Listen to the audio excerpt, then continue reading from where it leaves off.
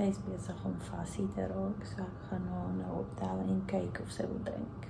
Sy wil nie drink nie, sy nou cuddle ons net. Hulle het nou gou my beddegoed kom change en sy is besig om te drink. Dit is ontbyt vanoggend. Die soet lees hy daar.